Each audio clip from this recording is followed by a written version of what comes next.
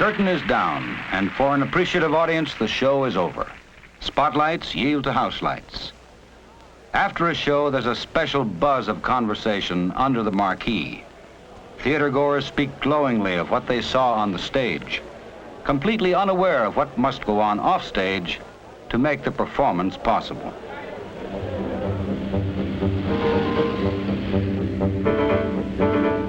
Before the show, there's an altogether different buzz.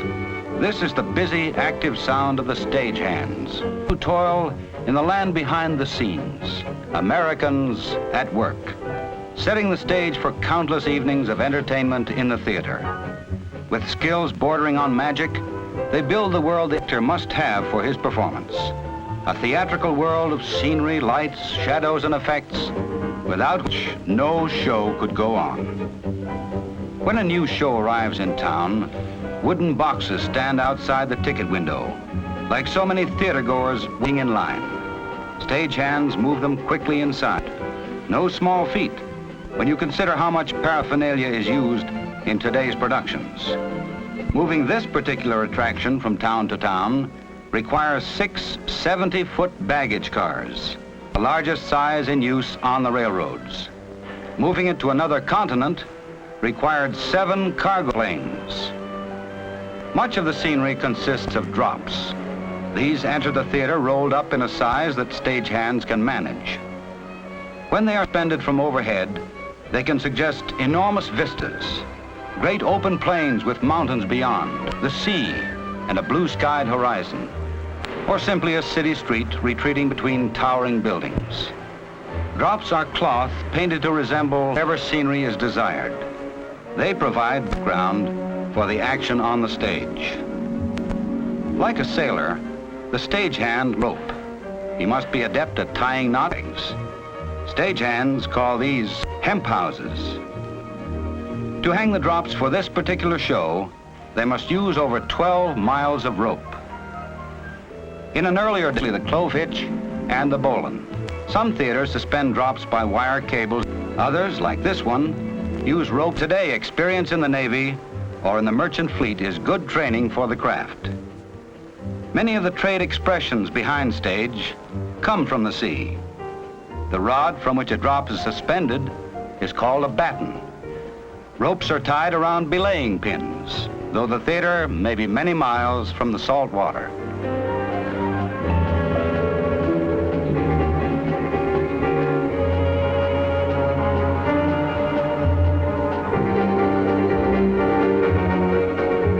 Actually, the system by which drops are suspended was developed from the techniques for rigging a sailing vessel.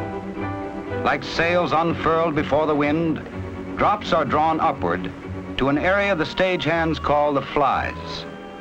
In the theater of today, the space above the stage should be at least twice as high as the proscenium opening, the part the audience sees. Lights, as well as scenery drops, are suspended in this area. The stagehand who works this job is called a flyman.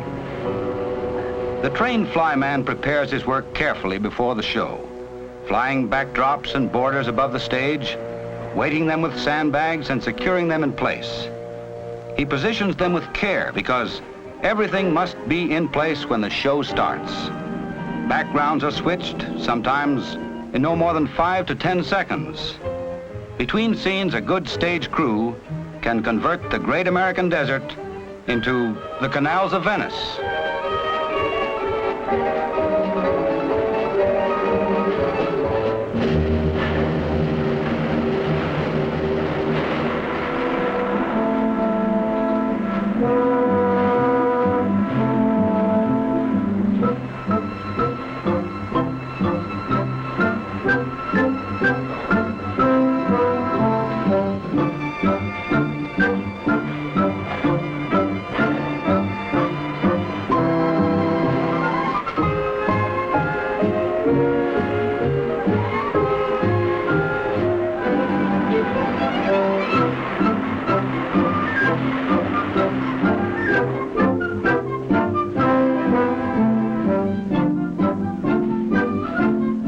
A stagehand must also be an electrician. Lighting the stage is one of the most important phases of his work. This is no small job to be accomplished by switching on a light here and another one there. Stagehands must control enormous amounts of electricity. They often use as much as 5 miles of cable. One theater spotlight burns as much electricity as an entire home, and the total amount used to light this show would light the average small town. When the stagehand works with lighting, he is working with an element that touches every aspect of theater production. It affects the scenery, costuming, makeup, even the action of the play itself. With lighting, he can suggest the hour of the day, the season of the year, and the weather. He can bring out the color of scenery and create the play of light and shadow. He can even reinforce the mood of the play, making it gay and happy or heavy and somber. He is master of the theater's illusions. Some lights are stationary. Others are attached to pipes and moved up and down to create whatever effect is needed. These moving lights are called X-ray units, for reasons long since lost in the lore of stagecraft. Lighting by electricity is a fairly recent art. In the theater of antiquity, light was produced from pine knot torches, oil lamps, and tallow candles. This method prevailed till the 19th century. The first theater lighted by gas was the Chestnut Street Opera House in Philadelphia in 1816. The first use of electric stage lighting came in 1846 in the Paris Opera House. Heave-ho! Working on the bull line is no one-man job, but then nothing in the stagehand's craft is. Stagehands working together as a team assemble a world of fantasy quickly, deftly. A real workhorse in modern theatrical lighting is the 1,000-watt lamp. With filters, the electrician can bathe the stage with any color light that is desired. Along the balcony rail are placed lights that bear an odd name, Licos, a combination of the names of the men who first developed them. These lights contain masks that enable the stagehand to angle light rays into even the smallest of areas.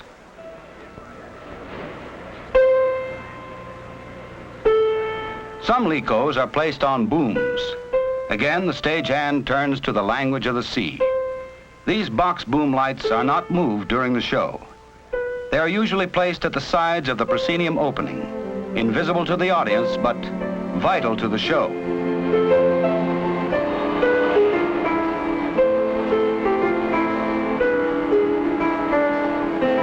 Damage frequently occurs to scenery moved from one city to another.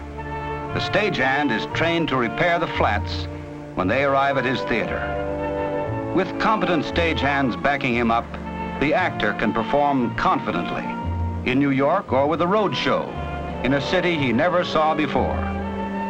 Close cooperation prevails between stagehands from different cities, thus assuring standard stage techniques for touring companies. Stagehands have always worked closely together, and in fact owe the formation of their international union to friendly relationships built up through the road shows. The Chicago stagehands were the first to organize in 1887. Other cities followed suit, and in 1893, local alliances from 10 American cities formed a national labor organization. Today, it is international, including stagehands from Canada.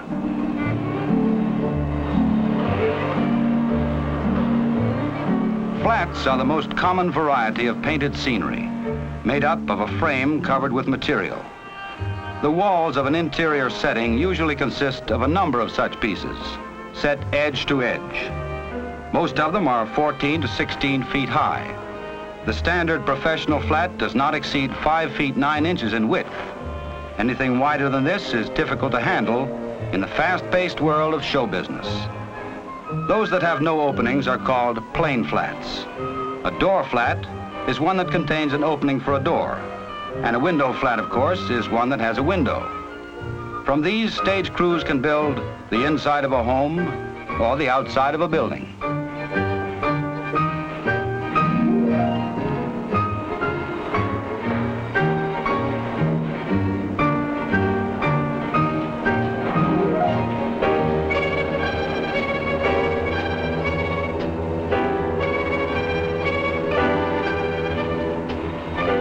men who construct the sets and fly the drops belong to the grip department. This is the largest group numerically among the stage crew. In this particular operation, 22 men are needed for this work, as compared to 9 in the electrical department and 7 in properties. To the stagehand, this busy setting up period is show in. When the show is over, the process of taking down the sets, packing up and making ready to leave is called show out. At the bull line, the work goes on for an institution that is universal. All cultures, no matter how primitive, have developed some form of theater.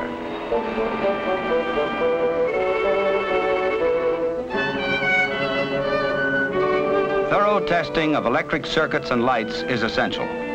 Electricians must be completely familiar with the equipment. With a dimmer, the electrician can regulate the intensity of light in any unit of the theater, bringing it up in one area, dropping it down in another. The electrician works from an intricate cue sheet, like a musician's score, and like the musician, he must hit the right key at the right instant. A sour note from him might mean semi-darkness at a moment when all should see.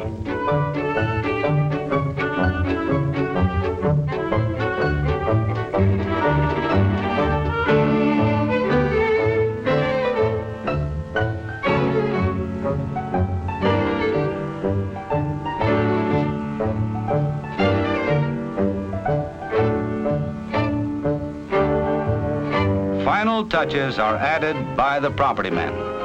In motion pictures, they're called the prop men.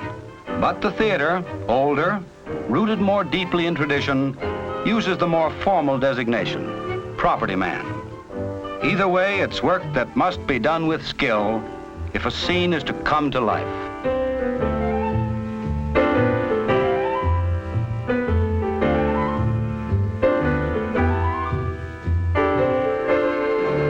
Curtain time, a moment supreme for the stagehands. Union members of the International Alliance of Theatrical Stage Employees and Moving Picture Machine Operators of the United States and Canada, AFL-CIO. Americans at work for you.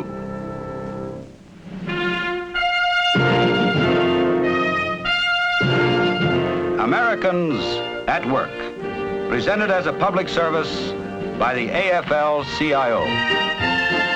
Next week, another story of Americans at work. Americans whose skill and effort help keep our country great and strong.